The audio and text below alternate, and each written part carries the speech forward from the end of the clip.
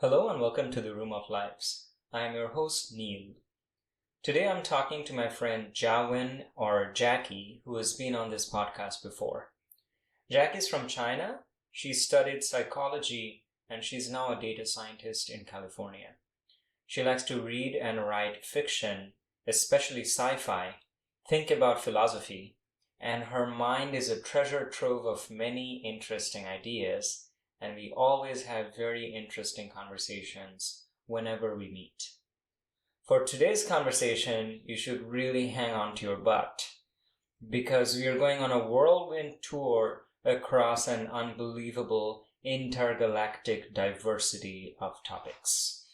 Also, I confess it's misleading to advertise Jackie as today's guest because, as you'll find out, I'm the one who'll be doing most of the talking. I'm sorry about that, but I notice that in her presence, I just tend to talk a lot.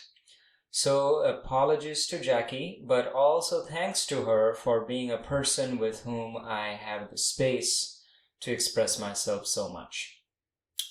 Okay, we begin with talking about the Platonic ideal, which is the idea of perfect, incorruptible forms from ancient Greek philosophy. I have this weird belief that the human mind has always wanted to manifest these perfect forms in reality, and today's electronic devices and digital content are an example of how we are physically manufacturing them in real life. Related to this is the question, how does the idea of perfect forms even arise in minds that live only in an imperfect world? On a broader note, do we even know and understand how our own minds work and reach its conclusions? For example, why was I in such deep denial in a previous relationship when it's so clear to see through it now? Why do we enter and stay in relationships that do not nourish us? We talk about the experiences of scarcity versus fulfillment in human connections and the value of Platonic relationships. Is the love we are looking for locked inside of other humans? What is true love and what is the point of loving others? Are humans intrinsically materialistic? How can I deal with the fact that I am not already spiritually perfect? Would I take a pill that instantly gives me a whole human life's experience? We then talk about total, inevitable connection to life. And we talk about suffering, how suffering dilates time, and how we can open to our suffering with kindness and space. Trust me, these topics are connected. Have fun.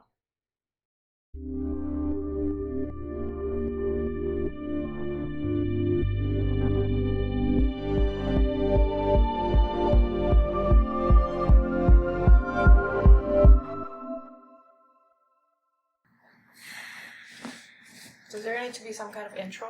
No. Okay. We'll get right down to it. No small talk. Great. There's not enough time in life for small talk. Yeah. Okay. Is it?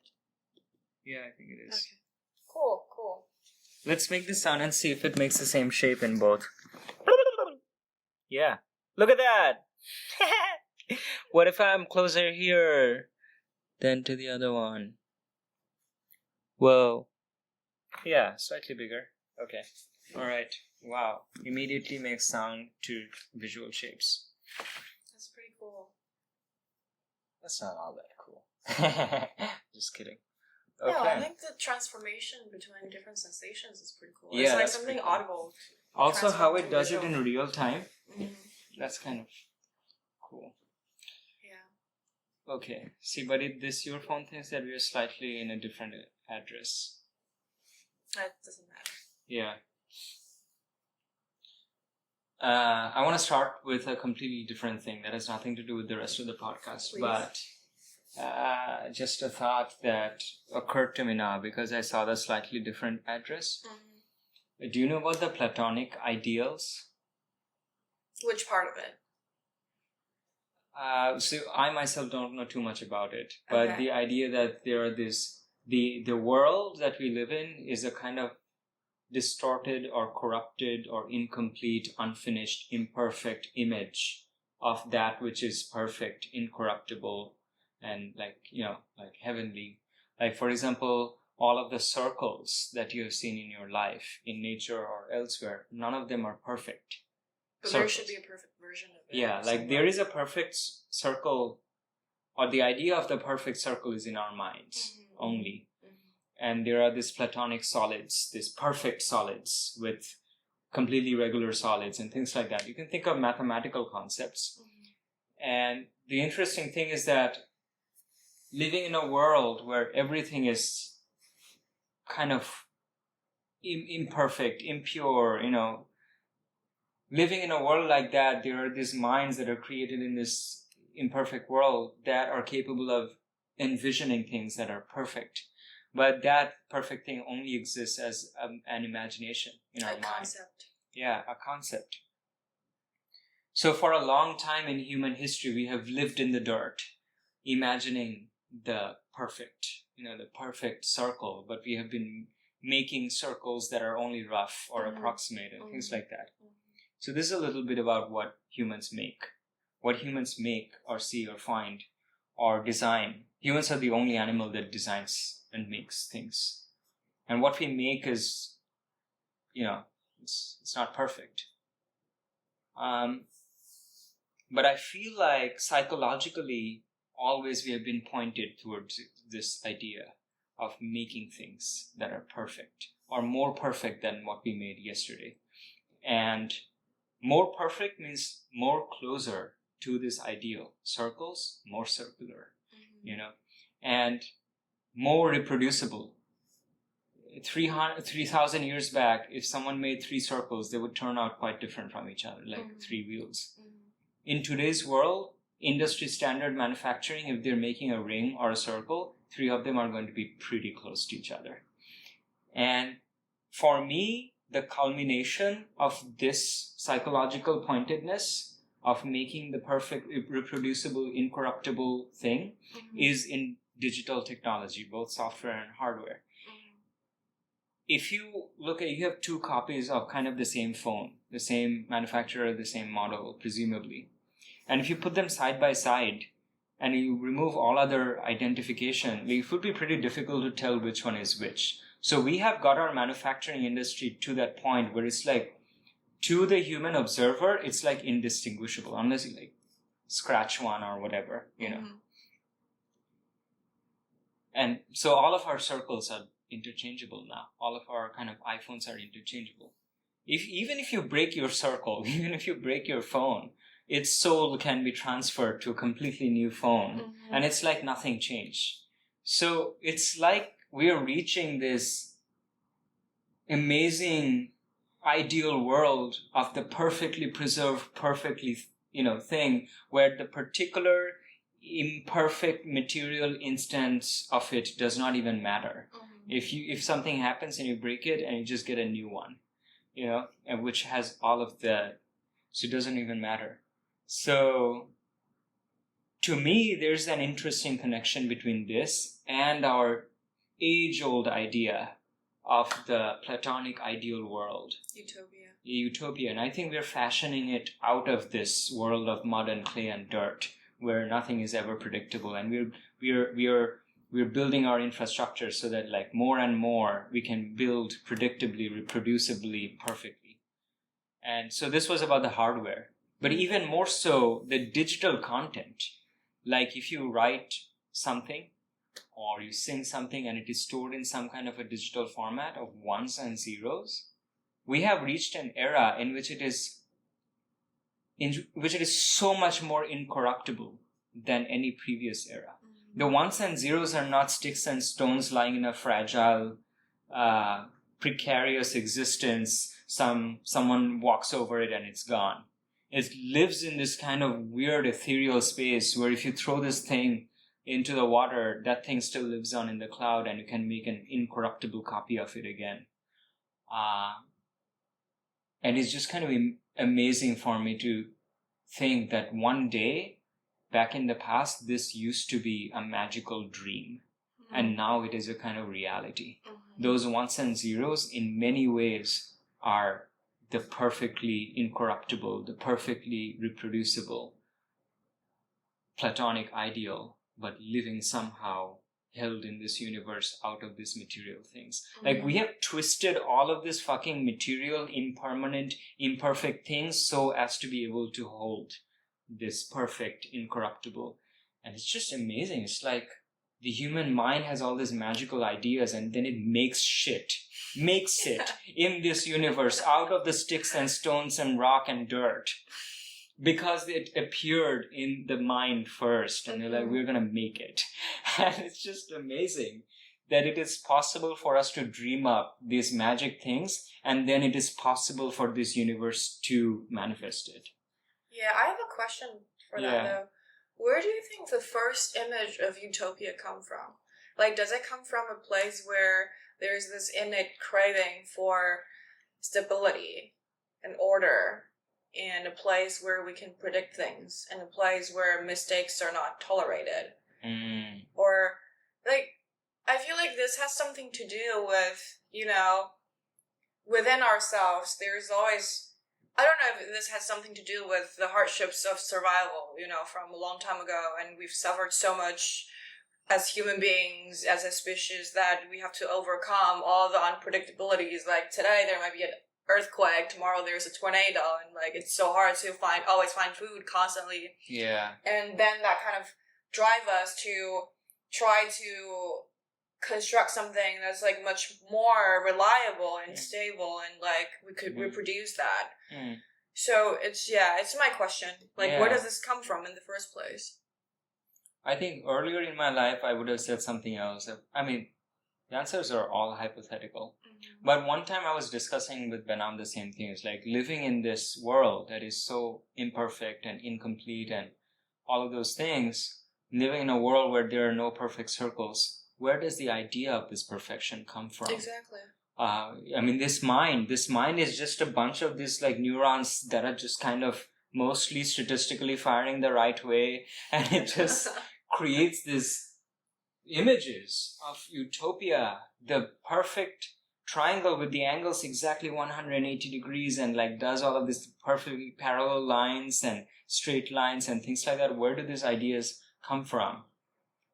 I'm kind of interchangeably talking about like the perfect world as like utopia, but also perfect ideas like perfect math, perfect objects. But I think they are all kind of related in this conversation. So earlier maybe I would have given you a different answer, but now my answer is going to be the non-duality answer, which is, we don't know where the stuff in our mind comes from. I don't think we know. Right answer. Yeah, it's like, I just completely wash my hands off the whole business. I don't have to really take responsibility. But the answer is the same as the answer for where does any thought in our heads come from?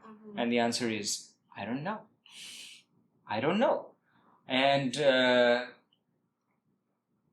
with the scientific way of going about it would probably be to find some evolutionary explanation.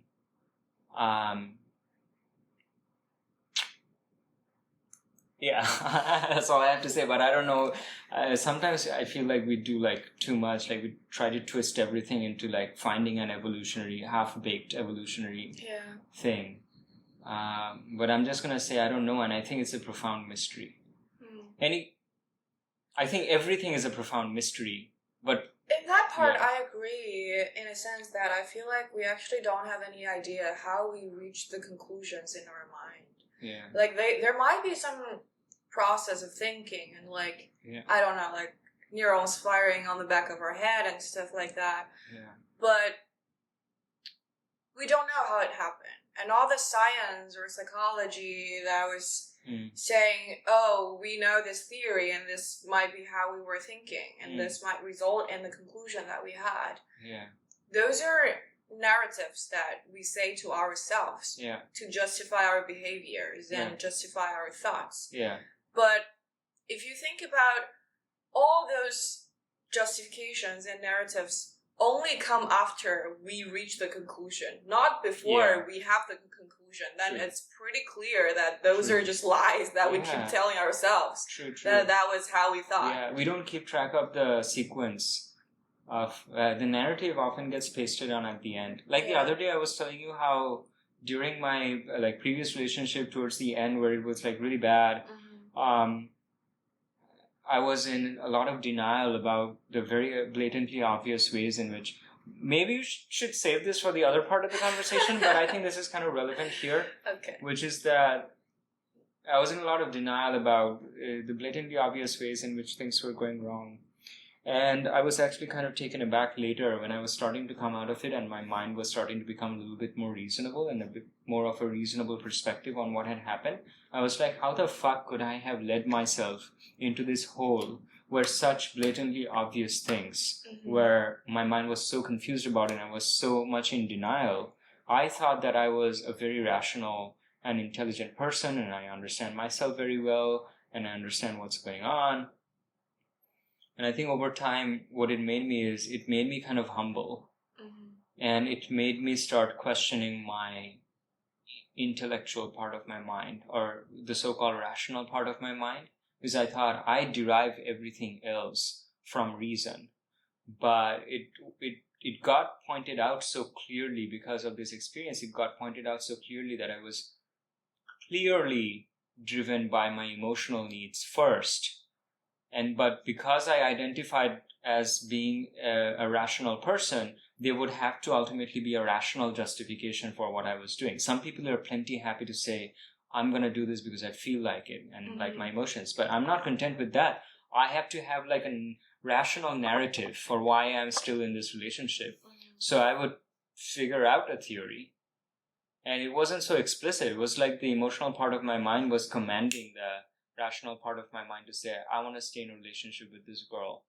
Come up with a justification for it. And so when I would even talk to my friends, the justification, like, I felt like I was sophisticated and smart enough to create a sophisticated and smart narrative. So I would talk to my friends and I would convince them why I wanted to be in this relationship. And they would be convinced. Because like I'm smart that way, and I would convince them. But then in hearing myself say those, I would be convinced myself as well. So the funny thing is that the ways in which I thought I was being so smart, I was actually digging my own grave. Like my rationality was too good for me. You know, I was too smart for my own good. Because I feel like if I hadn't been, perhaps I would have been able to see the weakness of my logic, but it was so sophisticated that I couldn't see through my own magic. I don't know what we're talking about, but yeah. So I kind of realized I became aware that reason is not definitely the one sole king of my mind, that it is often subservient to my emotions, and that by itself seems like it's just a negative thing to discover. It's like loss of control. Like, what do you do with that? And oftentimes, like, I don't know what to do with it, but I think it's still empowering to know that I am subject to my emotions and to just be aware that, and it makes me, I think it puts in a healthy dose of doubt, healthy dose of self-doubt anytime that I'm going by just the reason narrative. Just a healthy dose of doubt. Like, Neil, you'll cook up any theory to justify the conclusions that you have already decided beforehand. You know, so just like fucking calm down a little bit sometimes, you know. And hopefully it has made me change my ways when it comes to relationships. And if it's especially in the early part of a relationship and I'm attracted to someone and my mind is already starting to create these castles in the air about how I want them to be and etc. and starting to cook up these theories, I maybe try to stay, how do you call it? Data scientists, sometimes like scientists also say, stay close to the data.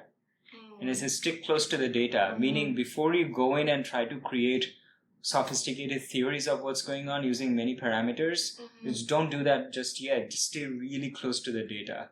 the raw data. And if you must, create simple descriptive models first.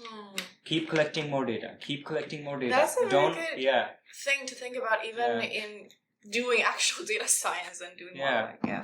And if the data seems to counter your theory of how you would like things to be, it is possible that this data is slightly corrupted or it's an outlier and your theory is really true. But remember that you have a bias.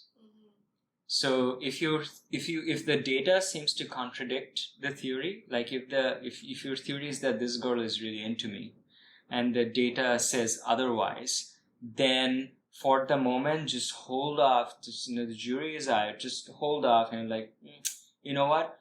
I'm going to take the data sort of at face value now, and if nothing else, I don't have to go either way, data or theory. Just collect a little bit more data before I'm sure. Whereas earlier I would have covered that data point, like that poor little one data point. I would have covered it with a mountain of theory to somehow make it out as if oh yeah, this girl is madly in love with me, and all of these crazy things have come together such that this data point looks like, but it is only evidence of how much. So I'm trying to stick to the data even if it breaks my heart, because the data never lies. Yeah. But there's also this possibility that even if you have plenty of data points and the data points are telling you otherwise, you decide to go towards the other direction. Yeah. And you're fuck the data points. I'm just doing whatever I want. I'm just feeling this at the moment. And even though I know the data points are telling me otherwise, and I might get my heart broken later. Yeah. And I'll feel really terrible later. But for this moment, right now, this is what I want. I'm just going to do this. Yeah. It is quite amazing how I thought I started a topic that had nothing to do with our intended podcast topics. I started this topic of the Platonic ideals and about technology, and now we're seamlessly going into one of our intended podcast topics, which is why do people get into or stay in relationships even when it is not nourishing or fulfilling? Well, I guess people eventually get to talk what they want to talk about. There's this kind of invisible string that just lead you to talk about what you want to talk about. Yeah, true. The mind is does one little hop. Yeah. And it's this is what Jackie wants to get off her chest. So we will get there eventually, even if we started with platonic solids. Yeah. So to get right to the point of why that happens, the answer is non-duality. We don't know why we get into this. Everything is explainable using non-duality right now, basically. I think non-duality is the ultimate throwing up of the hands and saying nothing needs to be explained. It's just shit happening. But for the purpose of a discussion, it's non-duality is we don't really need to discuss anything. Everything. Just accept as it is. Yeah, just accept shit just happens, Yeah. And if you don't accept things, that's also just happening, But so I think that's kind of the ultimate view that I do not know. But there can be relative views of things. So if that is the question of why do we stay in relationships that are not fulfilling, it must be because certain other needs are being met, which are not ultimately truly wholesome maybe, but in some limited or finite way, it is giving you something. And we do have limited finite needs. Sometimes they can be a physical need, like our bodies have needs. I want to be, maybe I want to have sex, that's very crude, but sometimes it's my body needs to be near the body of another human being. I need touch, I need tenderness, I need this or that. And some relationships can provide that. Sometimes I think it's emotional validation. Some person comes and says, you're cool, or validates you in a certain way, and you feel this little burst of pleasure. And we have We have needs like that. So in a real relationship, I feel that you're in, even if there are toxic things that are happening, it's always kind of complicatedly mixed up with other things that are like feel pleasurable or good. Or maybe part of that relationship is really has long-term wholesomeness in it, but it's mixed up with other things. Yeah.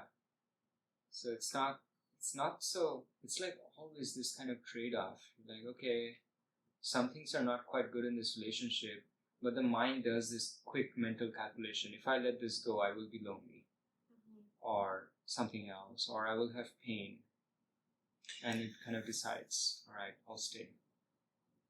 The one thing that I was having a question about is, well, a lot of the needs we're talking about has something to do with this urge of we don't want to be lonely, we don't want to be left alone, or we don't want to be emotionally independent 100%. And there's always the, like sayings, oh, you should be more self-sufficient, you shouldn't be so afraid of being alone, and things like that.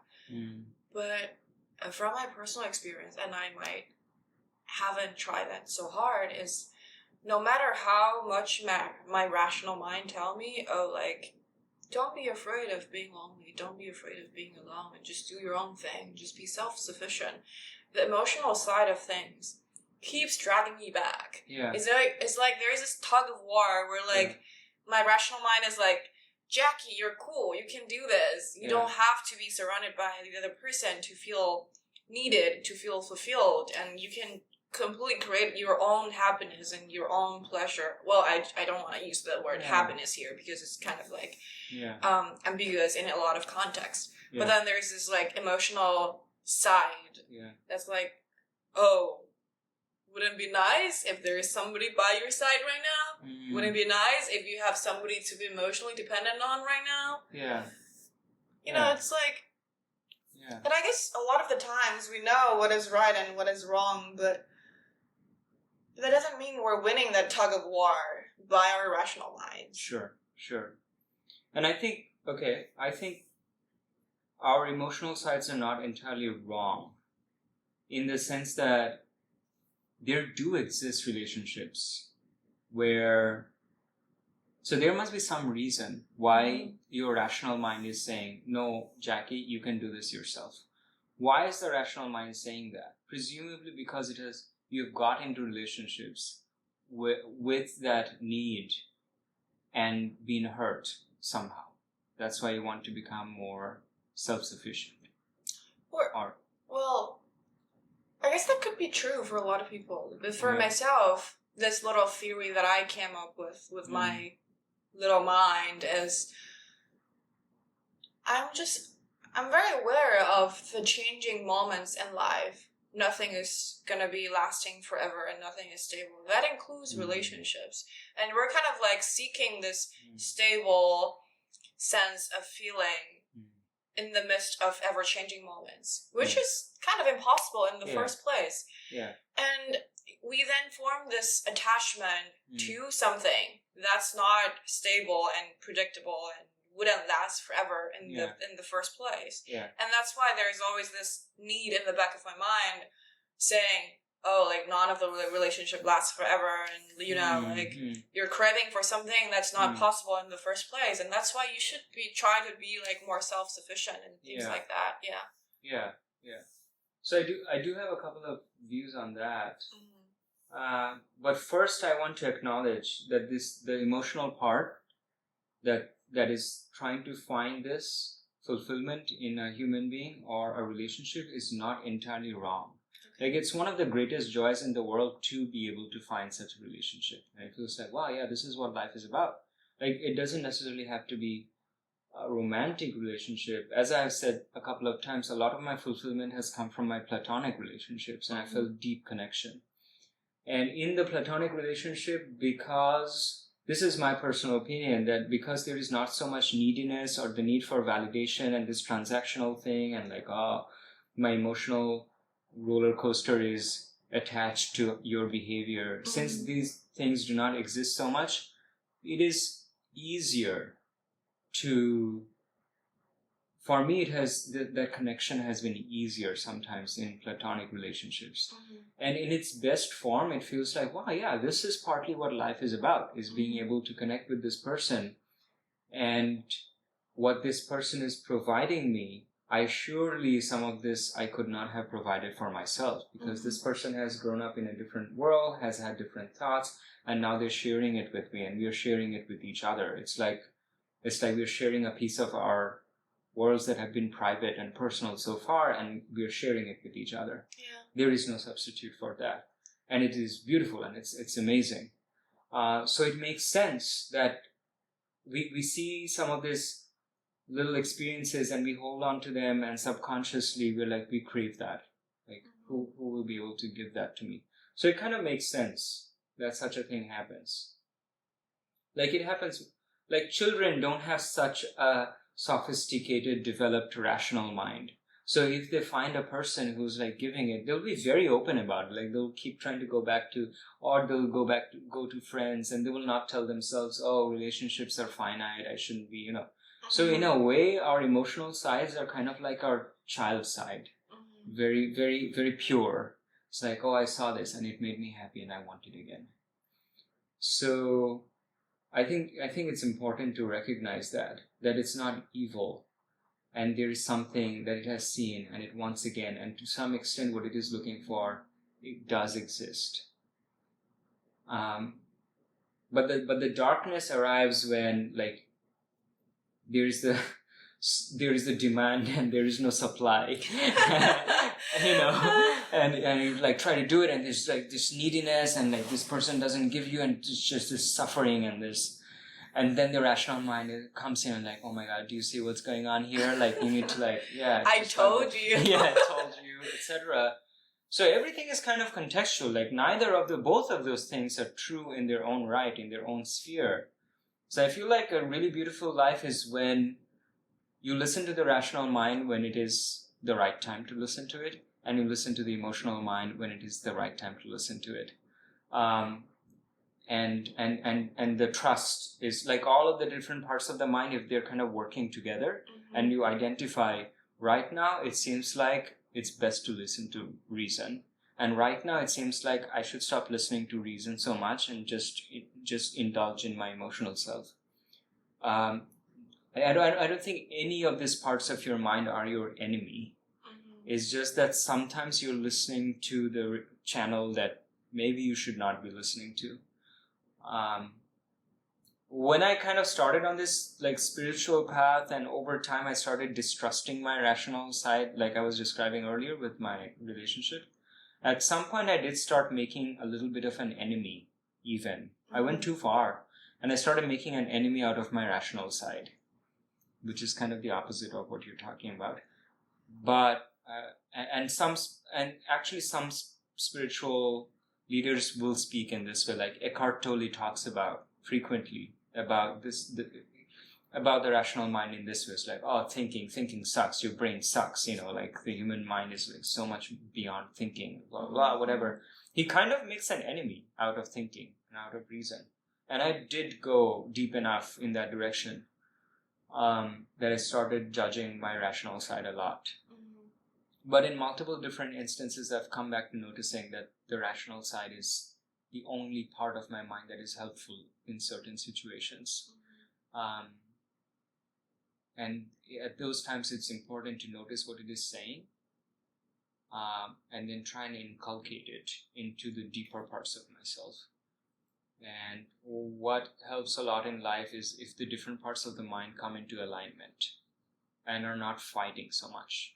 Like if the rational mind in some situation discovers the truth, and over time you see that truth is real, then it makes sense to try and synchronize it with your emotional, so that after some time they start working together, that truth seeps in deeper, and emotionally you're compelled. Like the rational mind one day says, hey, it seems like doing good to others is a good idea, but maybe you still wake up in the morning feeling bitchy about other people emotionally. So then there's a disconnect. But like over time, if you keep practicing it, like the rational mind says, let's just practice it. Let's keep practicing. As you keep practicing it and get the rewards of it, after some time, your emotional side aligns with that as well. Mm-hmm. And then the fight kind of stops. And both of those were helpful. Mm-hmm. I'm getting really carried away. Getting really carried away. Yeah. Okay, so I wanted to justify why the emotional side is kind of should not be judged so much. Mm-hmm. But also, yes, it is definitely true that if you depend on individuals or relationships for your fulfillment or stability, it's going to be transient and it's going to go away. Mm-hmm. And then you're going to be kind of lost. So I guess I will only say, without going into too much detail maybe, I will only say that through my practices of meditation and some other spiritual practices, I have experienced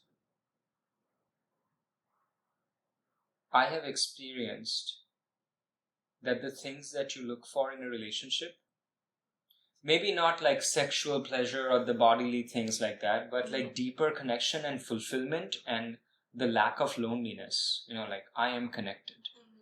I am now connected. I'm whole. I am connected. I am not alone. Those feelings are accessible even if there is no other human. Mm-hmm. And it's difficult to talk about this to someone who has not experienced it. But I have definitely clearly experienced in multiple occasions the feeling of connectedness and love and bliss coursing through my body, and there is no other human being around. Mm. And in those moments, I feel like I have started to see through the myth of love being locked inside human beings, and that you have to go to them and do certain dances and connect in a certain way, and then they open their tap, and the tap, you can drink love from them because they're like a little container, and then you open your tap and the other person drinks from you. I think it's very solid, persisting illusion, and I feel like in those moments I've been able to see through that illusion, and I see love as this field, like an electric field, and we're submerged in it. Mm-hmm. Well, if you're submerged in it, why don't we feel connection all the time? I can't tell you, but there is a part of the reason is this notion, is the very notion, paradoxically, that we have to seek it out. And the seeking distracts you from kind of being in the moment and just like, maybe this is it. Mm-hmm. This is love. I am life. I'm not disconnected. And there have been some moments like that. And gradually over time, I'm becoming more and more convinced that it's not like I don't want to be with people, mm-hmm. but I'm becoming more and more convinced that it's a complete myth that these things that people look for in relationships are locked inside other human beings. I think it's everywhere. And sometimes it's kind of interesting, the ways that you find this out. How did you find this out? Okay, so when you have... it wasn't like one instance, but I can describe one instance to you. Sure. So there's a friend of mine. I'm wondering if I should mention her name. Okay, well, so there's this friend of mine. There's a friend of mine, and I was quite attracted to her. And I think I like kind of expressed my attraction towards her. Okay. It's not you, someone else. Yeah. Okay. But she said, but the first little chip that she broke off my heart was by saying, I'm already in a relationship with someone. Okay. And after some time I was like, Neil, like it makes complete sense for her to already be, you don't have to take this personally. Like, well, what was she supposed to do? Not be in any relationships and wander the deserts of humanity before she met you? Like, what the fuck are you thinking? It's completely fine. Come into acceptance with the fact that she's in a relationship. We can be platonic friends. This is great. She's cool. Yeah. And then another time I was having coffee with her on campus. And I just brought up, I was like, hey, we've been hanging out. Is it cool with the person that we are hanging out? Mm-hmm. And she said, yeah, but maybe not so much. I don't think we should be hanging out so much. Okay. And then that hurt again. It's like, fuck, inside. I didn't say anything, like I barely blinked. I was like, okay. But inside it was like, oh, fuck. It was like an arrow to my heart. I was like, why this now? And I was walking home from there and I was like, I can understand. I already came into acceptance that she's in a relationship. So I don't think I want anything more than a platonic friendship. But why this new clause? What kind of clause is this that she cannot hang out too much with me? What does this mean? Does it mean that if she hangs out too much with me, that we will start to form a deeper connection than her connection with this person? And that's why this is a preventative measure? That's so small-minded. If it does happen, then maybe we should get into a relationship and she should ditch this person. What kind of strategic thing is this to protect this relationship? Blah, blah, blah, blah, blah, blah, blah. My mind is just like going on like this. And then I was about to cross the street. And in a moment, there was like this slight shift. I was like, Neil, what are you doing? Okay. This line of thinking is not helping. You're feeling this rejection, this feeling of rejection. What can I do? I was like, okay. What is the spiritual way? I kind of know where this is going to, but... Yeah, I kind of know it. Well, okay, so I was like, what is the spiritual way? I was like, the spiritual way is like the complete counterintuitive thing. The spiritual way is right now for me to wish the best for her and forget about myself. Like, okay, my friend, I wish you the best. And I wish you all of the love that I have. So I kind of somehow like tried to deliberately flip my mindset from why aren't you giving me love to like let me give you mine, you know? And just as I was about to cross the road and this kind of flippening happened in my head, in that moment, it felt as if that conflict resolved. The knot in my chest just untied. And the whole problem disappeared. And because I feel like in that moment I was able to successfully master enough love to give towards her. And when that happened, it felt like this thing, this love that I was looking for in her was suddenly around me, like all around me. It was here, it was all around me, it was within me, and it was filling me up. And that was quite revealing. And my conclusion was that it wasn't locked away in her, and it's up to her to dispense it through this tap. It was within me.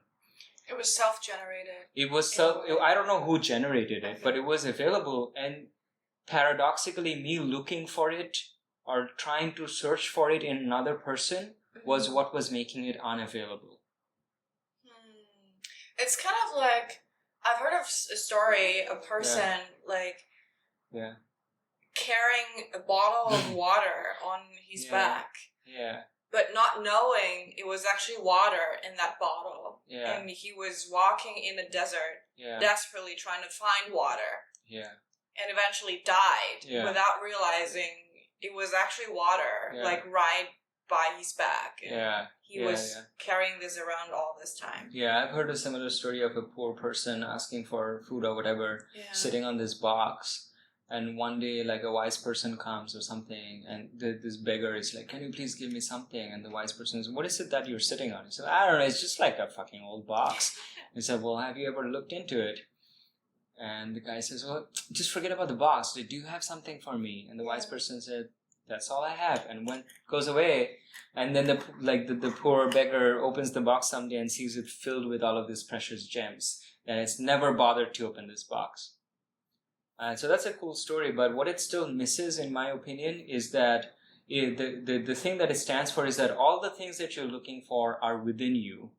So it's as if it encourages, like, the things that you're looking for from the other people, stop doing that and start looking for those within yourself. I think that's also the myth of a lot of the self-love explanation that's popular among young people right now, that, you know, whatever love that you're trying to look for, you already have it, and it's within you, and you just have to work harder and become a better self to be able to dig that out. Yeah. So I feel like the thing that it still misses is that there is still this attitude of looking for it, but within yourself.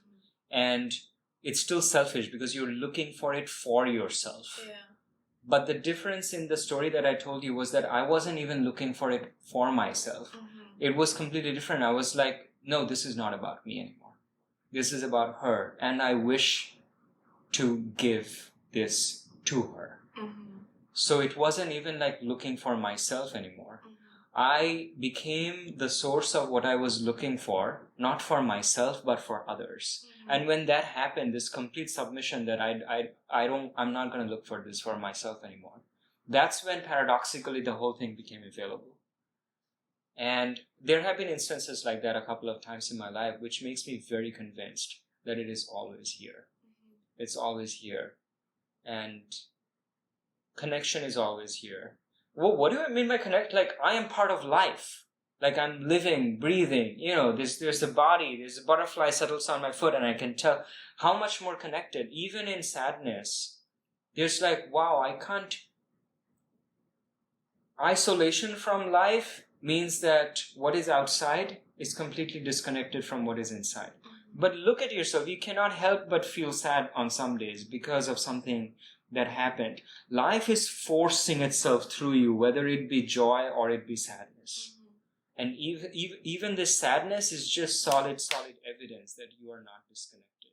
If you were in this little capsule, like bulletproof, yeah, where you could exactly set the temperature and exactly set the humidity and exactly set the emotion, and it would be completely immune to the outside world, then you wouldn't have to suffer any of these things.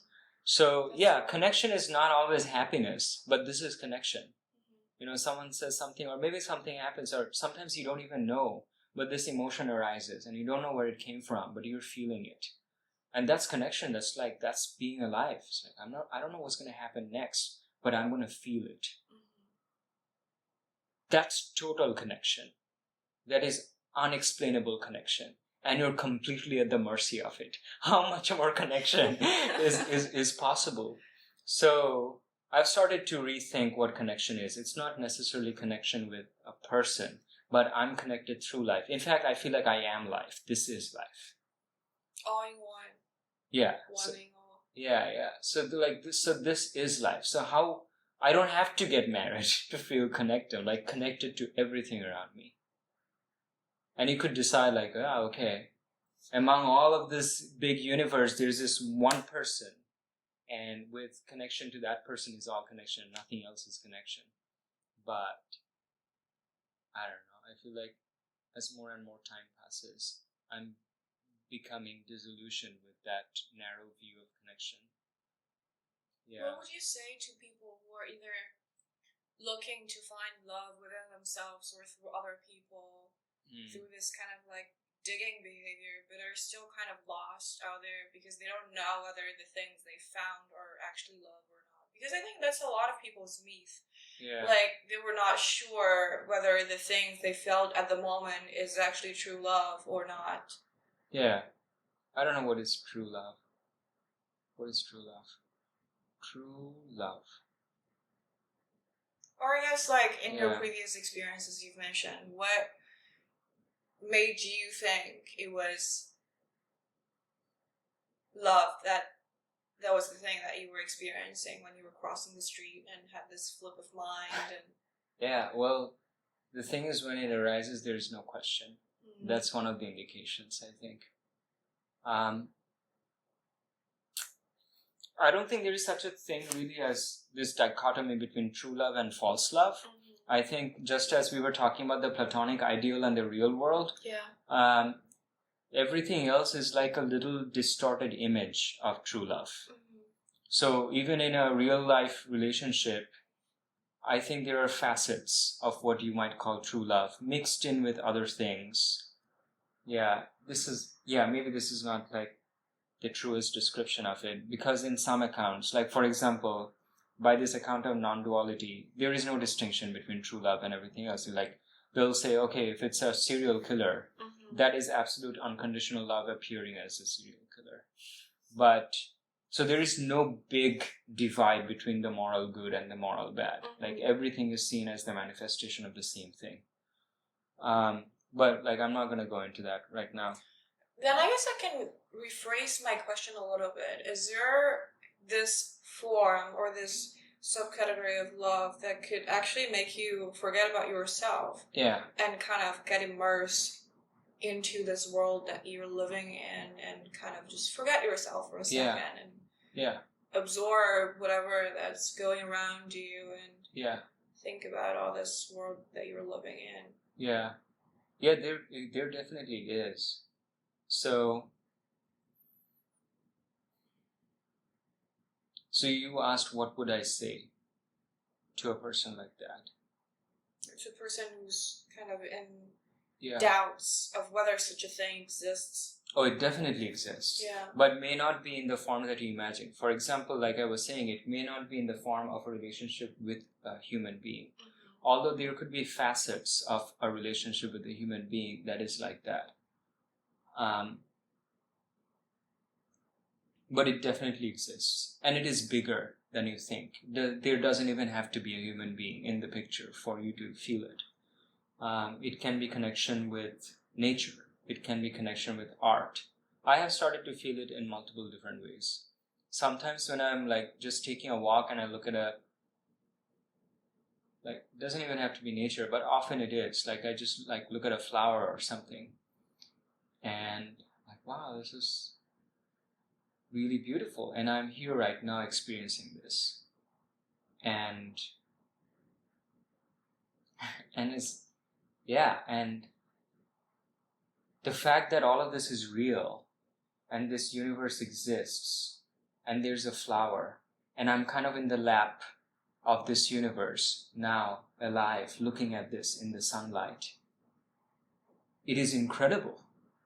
It is incredible. It is incredible that all of this is happening and that I can touch it and I can smell it and I'm connected to it somehow because like of the evolution. Oh, you can talk about so many different things. How is this not beautiful? Mm-hmm. And like so many days we just like ignore all of this and trying to find like a person who will say the right thing and blah, blah, blah. Anyway, so I had something more pointed to say. Like I feel like if you're feeling this way, the first point of access is to acknowledge that there is some suffering happening. That you're feeling lost. You're feeling incomplete. You're feeling lonely. So the first step I would say,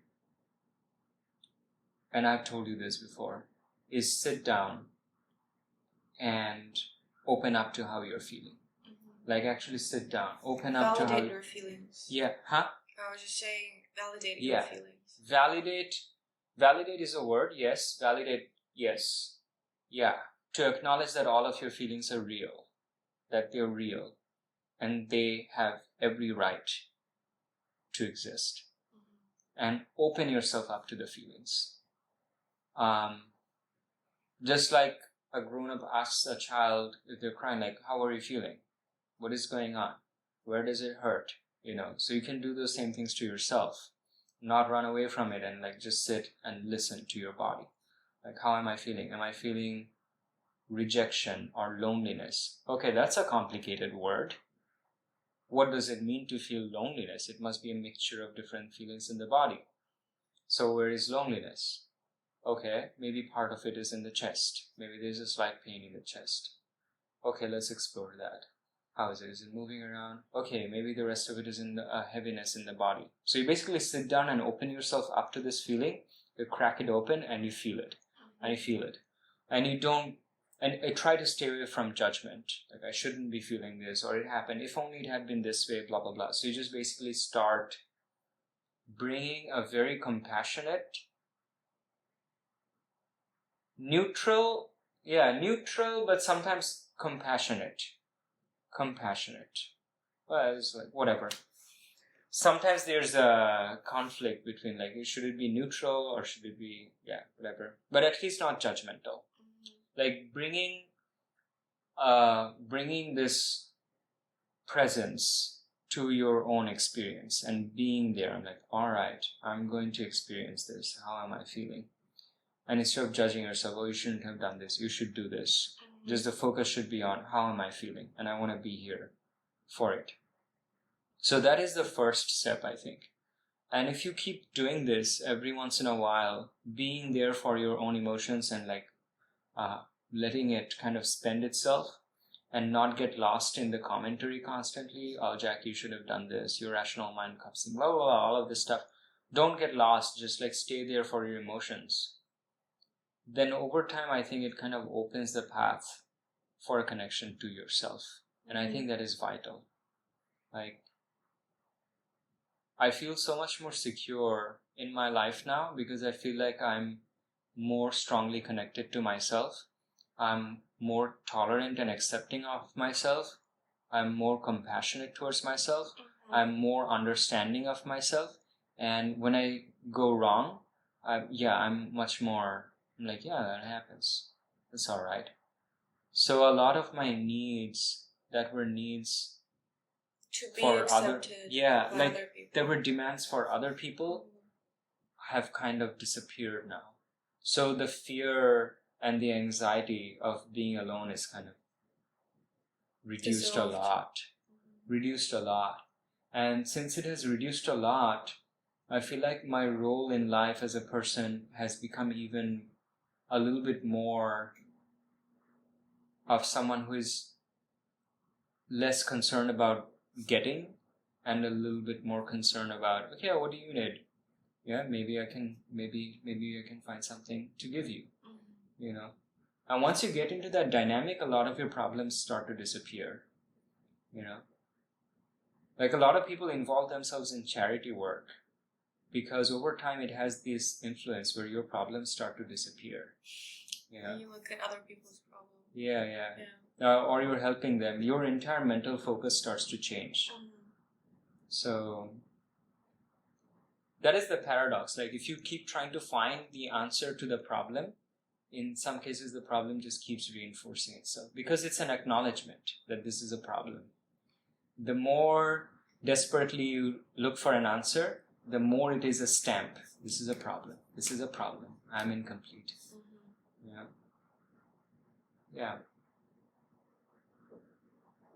Yeah. And the other thing which is not quite intuitive is that maybe if you're looking for a romantic connection, so you feel like the thing that you're looking for can only be fulfilled by a romantic connection. But that is not so. If you are incapable of finding that kind of connection at that time, you can start and think, okay, are there any people in my life to whom I can give some connection right now, even if it's not romantic? Maybe I can call up an old friend, how are they doing, or something like that.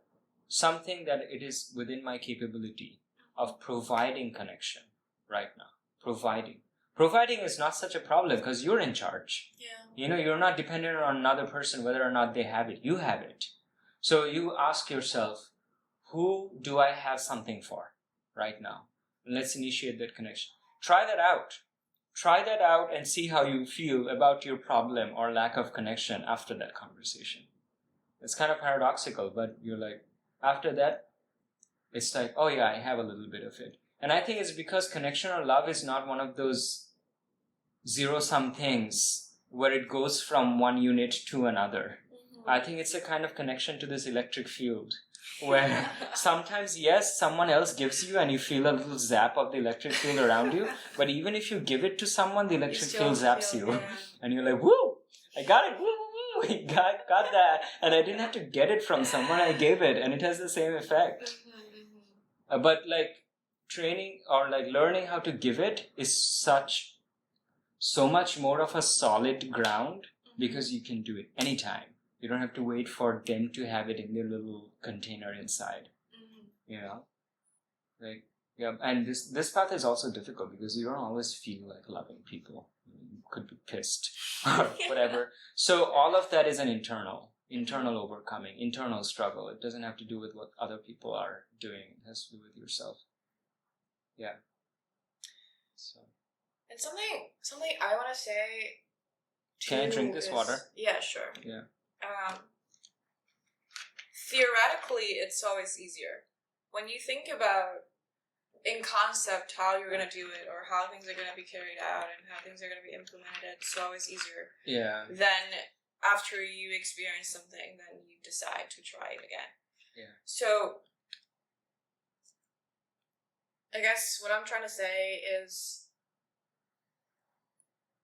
well, this is also saying to myself that if you have this thing, theoretically, you want to be giving love to people and you want to be forgiving to yourself and you want to stop this like mental fight with yourself whatsoever, but you are finding it to be more difficult than you imagine it was going to be. It's okay. Yeah. It's okay. It's okay. always like that. And and speaking from my own experience is before, well, for me, I feel like almost everything, there's always multiple layers of understanding. Yeah. Like when I first read about something or when I first heard about something from someone that, for example, oh, love is a great thing and we should be giving love, then I have this like first layer of understanding. Oh, love is a great thing. I read it from a book. Yeah. And this book is telling me, oh, love is a great thing. And now I believe that too. Yeah. But this first layer of understanding is often pretty pale. And it's like easily breakable. Yeah. And it's like, you feel like you already know what you're learning, but you actually haven't. Or you've like only mastered the very superficial layer of things. Yeah. It comes back to the different layers of the mind that I was talking about. First, your conceptual or rational mind hears it. And it's just this dry knowledge. Yeah. It's just this word, this sentence in your head. Exactly. Love other people, full stop. That's what it is. Yeah. It's not deeper. It's like it hasn't touched your heart yet. So, like, it takes time for this superficial layer thing to sink deeper and deeper and deeper. Yeah. Until it becomes your habit. Yeah. Until it becomes what your emotions say as well. And just in my case, I think it's not just time. It's also being open to experiences and having experienced not all, but like some of the difficult things or sad things along with the happy things or good things. And it's after you experience those things, you become less judgmental of yourself and you become less judgmental of other people and this world, because from the first layer of understanding, there's a lot of nuances hidden behind that statement that you didn't know at that time, or you haven't experienced. You don't know the intensity of that experience. Yeah, yeah. And words oftentimes cannot convey the intensity of, or like the thickness of whatever you're going to go through. Yeah. So after experience it yourself, you actually realize, oh, I shouldn't be judging myself so hard because this is actually, there's like so much more to this sentence that I learned from a book or the sentence I learned from a person. Yeah. It's very rich. It's very rich. Like you can summarize it using one sentence, but that's not going to be your truth if you have not gone through all those things. Yeah. Yeah, a lot of the times like you do the thing that is not recommended and you get feedback from the universe and then you're like, oh shit, I understand why now. You know, like someone is teaching you how to ride a bicycle. You read a manual and it says manual of how to ride a bicycle, and it says if you want to go right, lean right and turn your handlebars to the right. You know, like it makes sense to turn the handlebars to the right, but why should I lean right? That doesn't make sense. But maybe you take it for granted. But then one day, like you forget, because you have just read the manual. And so you're just trying to do it based on your reading of the manual. So your body doesn't know. Your body is not geared. So you turn the handlebar to the right, but you lean left. And you fall. And it hurts. And you're like, oh shit. And maybe your rational mind says, oh, okay, I shouldn't do it. But it has also percolated deeper than your rational mind because your knees are hurting. Yeah. And then next time your body will be slightly more averse. It has some memory. Let's not do that. You know, so I think that's like a deeper learning. And that only happens through your own experiences. And there's no need to hurry through it. Like you were saying, it's fine if you're going through all of these things and turmoils and stuff like that is learning. All of those things are learning. if you could just ask people and know everything about life and never have to face any of those, it would be so fucking dry. Like what would it be about? It's like a blind person just being told about the frequencies of light and everything. Like they need to see shit. Yeah, all blind people need to see shit. You can quote me out of context. But what was the other thing that I was talking about? Yeah, one of those things that happened to me when I became kind of obsessed with this like spiritual path was that this tendency started happening where I would judge myself for not already having solved a spiritual problem. Or like if it was something that was taking time, or maybe I was having difficulties with people, there would be this voice that comes in like, oh wow, you're not as great as you thought. You've been doing all this meditation and yet you're having all this trouble with people. Like I had trouble with some people in my previous co-op. Maybe not explicitly, maybe they didn't even know about it, but there was something about their behavior that was really upsetting me. And I would spend a lot of time in like angry dialogue in my head, in just my room, and also judging myself for it. Like, what is this? What is your spirituality? For the last several hours, you've just been lost in this angry dialogue with a person based on 2 bits of data from 3 days ago that they have probably forgotten. Why aren't you there yet? Why aren't you calm and accepting and loving yet? It took me a while before I started realizing that there was this voice that was expecting me to be there already. Just because I know that that's the right thing to do. I had the exact same. I feel like I'm still having the exact same feeling right now. Yeah. Presumably because I'm 23 and still there's a lot of things I haven't experienced, and I'm kind of. I don't know if I will be ever already there yet. Yeah. There's always going to be more, and maybe I should be glad. But the other thing that I wanted to say is that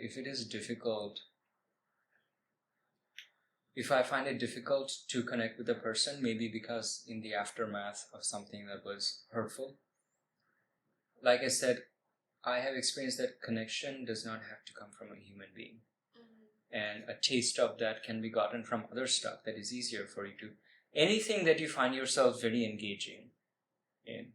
For me, sometimes it's art.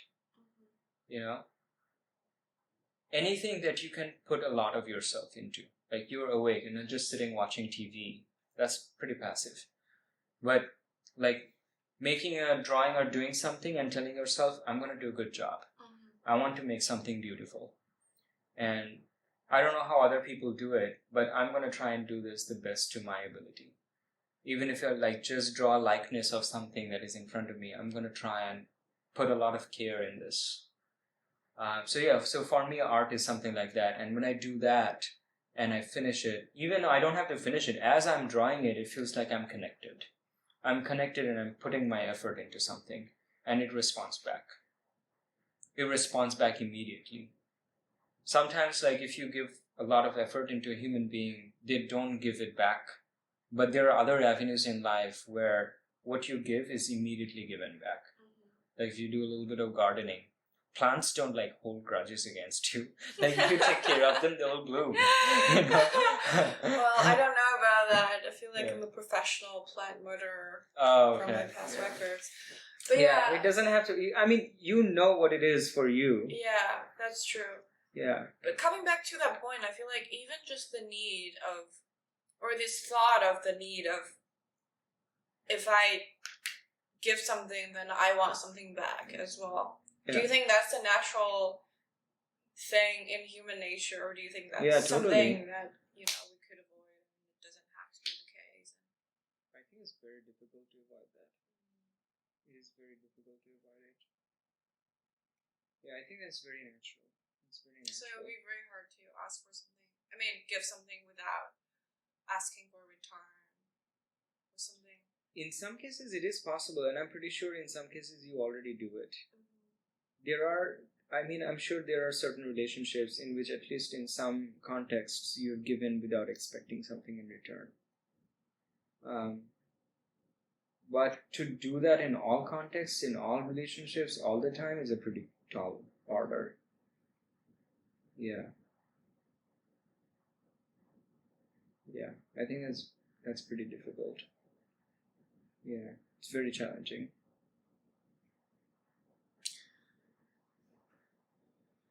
But you don't have to be there yet. Yeah. Well, I guess even for that, there could be multiple reasons behind that. It could be maybe like morally, it's the better thing to do, or it could be because of doing that you feel more relieved to yourself that now that you're not having any expectations for receiving anything from other people, and you're just like, I'm just gonna do my own thing. I'm just gonna give to other people whatever I want to give them or whatever they need. And because I don't have expectations for the return. I don't have any burden on me right now. Yeah, that is all true. Yeah. But it's still difficult to get into that perspective. Yeah. It's all true. Yeah. Just like saying, oh, don't eat fast food, but people still do it. It's like hardwired, like everyone, like look around you, like everyone has this deep selfish instinct. Even children have it. Children have it. I read this another Humans of New York post, which I will not be able to reproduce exactly. I'm only kind of paraphrasing a little bit. But it was this older woman who was talking about her point of view when she used to be younger. And she said, when I was young, me and my friends were very idealistic.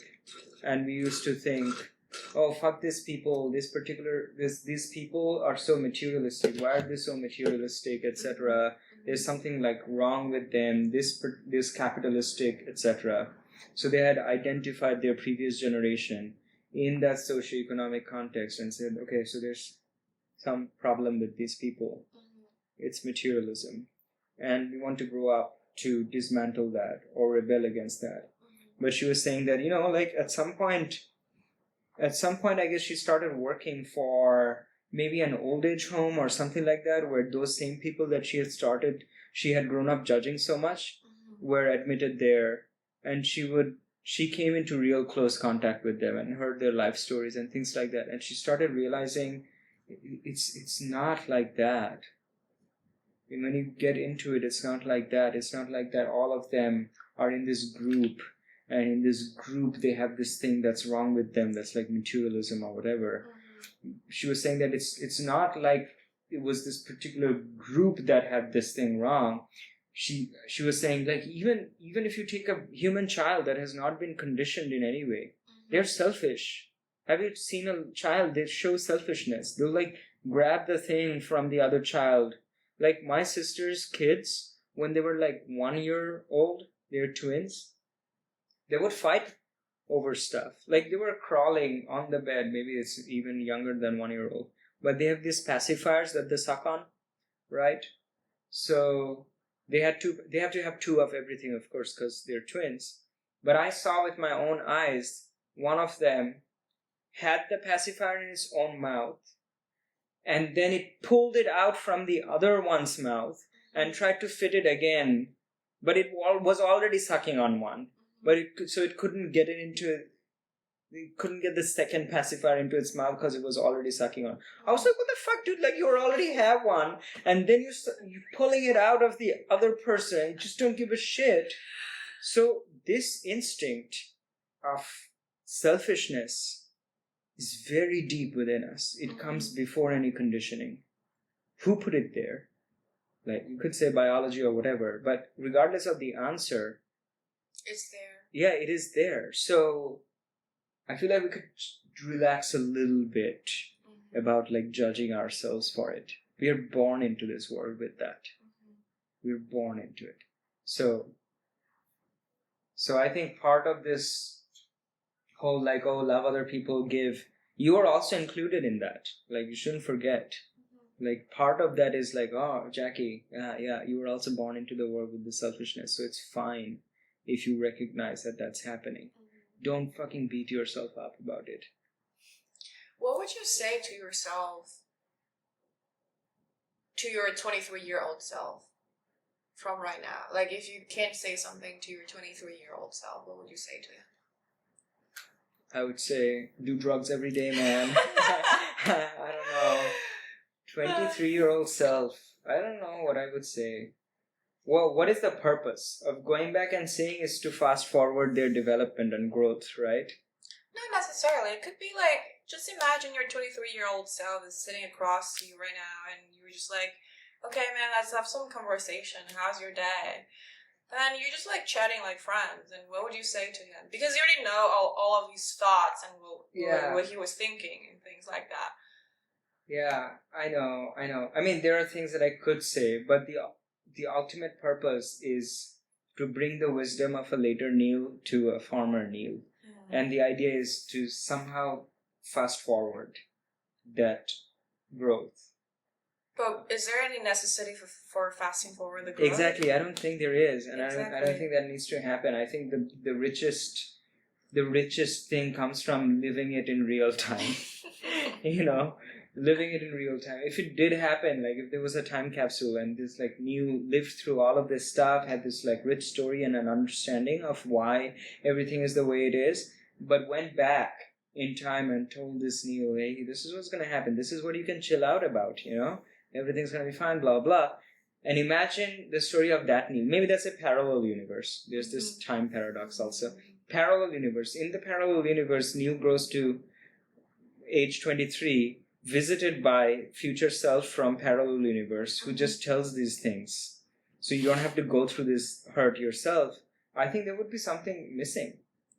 Or like 23, I don't know about you, but 23-year-old, I mean, if I go back to like 17-year-old me would probably just be like, fuck you, who are you to, giving all these lectures to me, and I don't believe in you and all this kind of shit you're saying right now. So. Yeah, I think the main thing that I would tell my 23-year-old self is, hey dude, you can chill out a little bit, it's gonna be okay.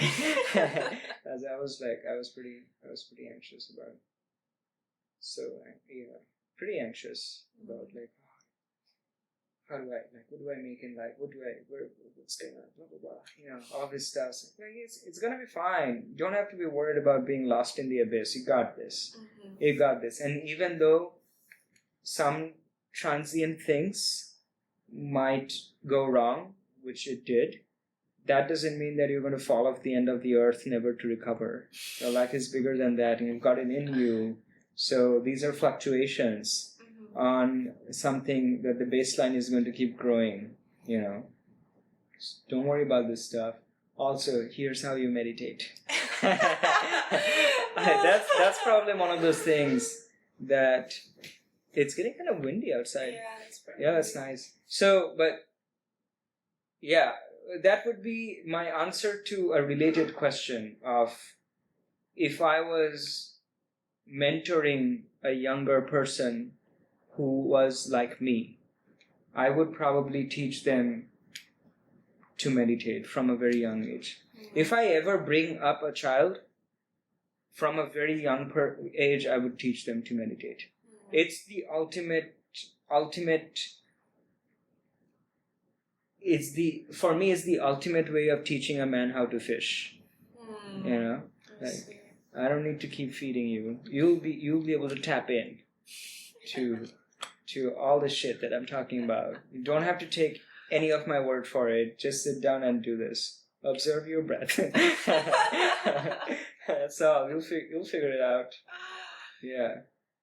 So if there is like a capsule that just encapsulates all this sophisticated feelings and emotions and experience that you're gonna experience in the time span of a human being.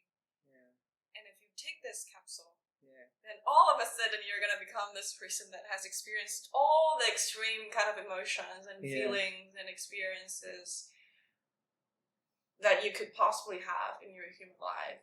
Are you gonna take that capsule? Like, is it going to happen instantaneously? Or when I take the capsule, am I going to have the experience of 70 years of life in a moment? Because then it's indistinguishable. Let's just say you're not going to experience the 17 years of life, like, in a moment. But just after taking this capsule, all of those things become self-explanatory to you. And you're just... Yeah, I probably won't take the capsule. Because I'm having fun in this story. Like, I'm just having fun exploring, and there's, You don't want to just fast forward and jump till the end. I don't want to just fast forward. Yeah. In some ways, I want to like keep remaining naive. If you just fast forward to the end of the story, in some ways, I think you're not naive anymore. Yeah. I kind of want to stay naive and like be stupid in some ways. Yeah.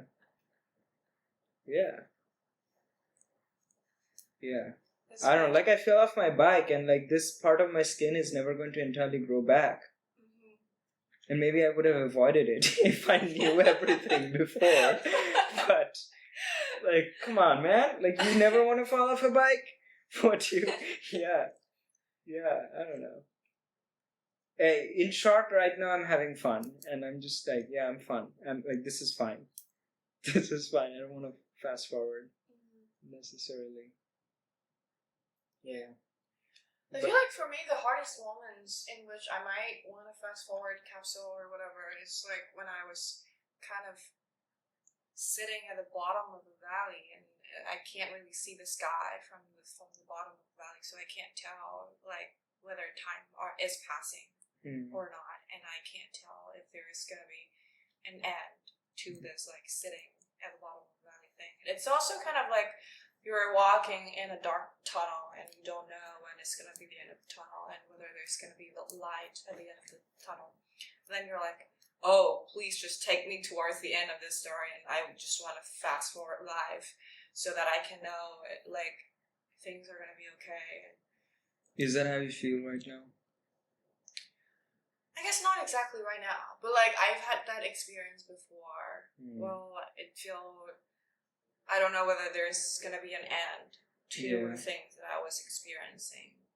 Because, well, especially I guess like for the first time when you're experiencing something that hits you hard in life and you're like, oh shit, this thing just happened and I'm like experiencing this for the first time. And, you know, all the books and other people tell me there's going to be an end to it and it's going to be okay eventually, but I'm in the middle of it and I don't know if it's eventually going to happen or not. Yeah. I've also been in that situation. Yeah. And sometimes it takes longer than you want. Yeah. But it has always changed. Yeah. We just wanted a little bit more of patience. Yeah, sometimes it's just patience. Yeah, and patience and a willingness to go through whatever you're going through. A kind of time dilation happens when you don't want to go through what you're going through. That makes it expand. Yeah. One time, almost literally, it happened. The first time that I did LSD, I was having a bad trip. And after a lot of just like twisted, just like thinking, feeling, deciding in my head, I was like, okay. What is really definitely true is that I took this chemical into my body and it is going to go through its course and its effects are going to dissipate after some time. That much is true, you know. Because I didn't know what to believe. Like, my mind was just like tossing and turning and all kinds of things. I was like, am I going to die? Blah, blah, blah. All kinds of stuff. I was like, this much is true, I remember. Okay. How long is this going to stay in my body? It was difficult to do math. I was like, I think anywhere up to 12 or 13 hours. How much time has passed? I will look at how much time has passed. It was so difficult to figure out how much time was remaining and what did it mean, and I had to imagine this pie chart in my head. How much time has passed versus how much time has... Anyway, at some point I figured out, okay, X number of hours. So I have to wait until it's this AM, you know? So I was like, alright, I got it. Nice. Okay, so now all I have to do is just wait. So every few minutes I started checking the clock. And it slowed the fuck down. You know, just as I started checking the clock, it would seem like 10 minutes have passed, but I checked the clock and it's just 2 minutes. And then I remembered a story that I had read somewhere on the internet of a couple who had done acid or something else, and they were like knocked out, or like they were like tripping for several hours. But when they came back, they said that in their experience, they had spent years. And that kind of reminded me of the movie that we watched together last time in my place. Yeah. That this person was saying, oh, you know, all the life that you've spent could be just another person's brain activity before death. Do you remember that part? What movie was this? I think it was a movie shot in Austin, and it was kind of like, looks like an anime, but Oh, Waking Life? Yeah. Maybe it was Waking Life. Yeah, could be. Yeah. So when that thought came into my mind, I was like, oh shit, I haven't actually figured this out. Because in terms of clock time and the material biology, all of those conclusions are true. But in terms of my subjective experience, time is now dilating because I want this to be over. So in addition to patience, also willingness. Like, it's all right for me to be feeling whatever I'm feeling. And the moment that willingness starts to go away, time starts to dilate. Yeah. Einstein once said about his special theory of relativity. Special theory of relativity was about how when you go fast, time dilates and stuff like that. The rate of passage of time has to do with your speed. But he once talked about it in a way that had nothing to do with the physics. He was like, oh, what is relativity? Well, it's about the fact that time passes at different rates. So, for example, if you're sitting in a park with a beautiful woman, time is going to pass so much more faster than if you have your hand in boiling water. I think I've heard of that before. Yeah. So it's like, if it feels like this tunnel is not ending, then you like come to a little bit more of a willingness. It's all right. This darkness is okay. But I definitely feel like to ask for willingness requires a specific sort of training, because it's always against human nature to expect yourself to be willing to, be open to all these negative feelings. And the practice there is the same as what I mentioned earlier. What I mentioned earlier was in the context of if you're feeling disconnected or sad or something like that, the thing is to just bring yourself to this present moment and open yourself up to all the ways that you're feeling. And if in this case you're feeling like you're in a valley and you cannot see the sky, or you're in this tunnel and you cannot get out, then you come into close proximity with all of the emotions that are associated with that feeling. Because it's not neutral. These are not neutral pictures. These are emotionally charged pictures. Maybe there's a sense of doom or, some kind of sense of fear. So like sit and pay attention to what that feels like. So the willingness here is the willingness to feel the emotions that you're feeling. And that can make a difference in how quickly the time passes. And I have to go to the bathroom. Yeah, sure. Okay. Thanks for joining us today in the Room of Lives for this crazy roller coaster ride. Take care. Until next time.